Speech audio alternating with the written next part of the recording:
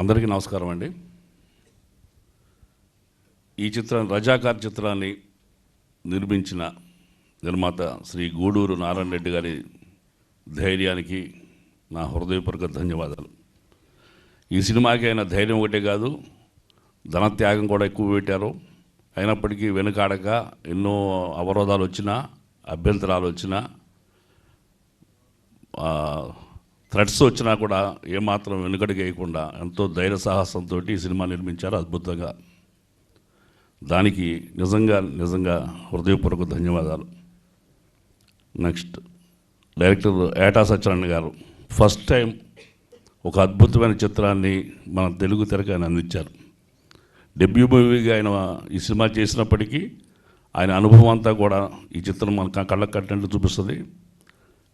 మరుగున పడిన చారిత్రక నిజాలని, దారుణాలని ఆయన పరిశ్రమించి, పరిశోధించి, పరిశీలించి 10 ఏళ్ల పాటు కృషి చేసి ఒక అద్భుతమైన చిత్రరాజ్యంగా దీన్ని మలిచారు. ఈ చిత్రంలో నా పాత్ర విష్ణూరి దేశ్ముఖ్, రాపాక రామచంద్రారెడ్డి. ఎవరైతే రజికొల తిలకం వీర మహిళ ఐలమ్మని ఏందే లంజే నాకెదురు తిరుగుతావే అని ఛాతీ మీద తన దుర్మార్గపు పాత్ర పోషించా. ఆవిడ కూడా అన్నా మీరేమి నేను తగులుతుందేమని భయపడి మేడం ఫీల్ అవుద్దంటే తనన్న పర్వాలేదని చెప్పాను. ఆవిడతో స్నేహంగాను పాత్ర పట్ల ఆవిడ ఉన్న కమిట్మెంట్ తోటి నిజంగా నా కాలు వెళ్ళి ఆవిడకి బాడీ తగిలింది, వెళ్ళి ఆవిడ వరికుప్పబడుతుంది.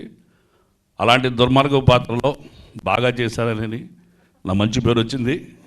కానీ నేను మంచివాడిని అండి, నా మొహం చూస్తే ఎవరు నమ్మరు, బట్ మంచివాడిని.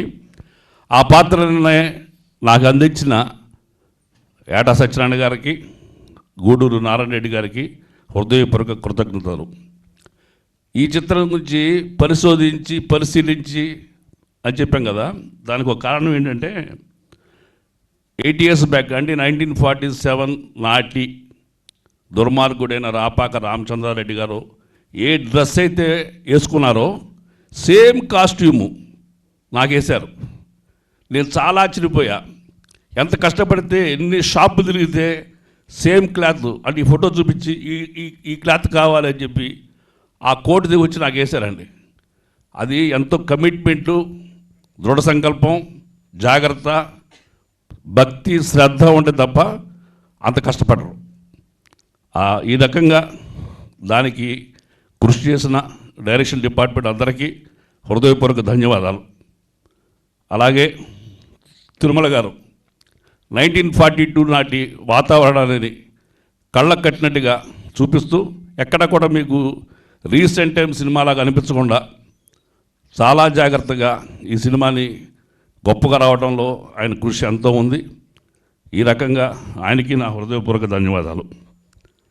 సాకల ఐలమ్మగా ఇంద్రరాజా గారు చాలా అద్భుతంగా చేశారు. తిరిగి బదులు తీర్చుకుంది. నన్నే లంచ్ అంటేవరా, లంచా కొడక అని చెప్పి రిటార్ట్ ఇచ్చేసింది. చాలా గొప్పగా, చాలా ఇలాంటి మంచి చిత్రాల్లో నటించే అవకాశం రావటం అనేది నాలాంటి నటులకి చాలా చాలా అవసరం అండి. మంచి అవకాశం ఇచ్చినందుకు దర్శక నిర్మాతలిద్దరికి కూడా నా హృదయపూర్వక కృతజ్ఞతలు. అట్లాగే ఫస్ట్ టైం డెబ్యూ మూవీగా ఏటా సత్యనారాయణ గారు చేసిన ఈ ప్రయత్నం చాలా ఘన విజయం సాధించింది. ఆయనకి నేషనల్ స్థాయిలో కూడా అవార్డు రావాలని మనస్ఫూర్తిగా కోరుకుంటున్నా. Thank you very much.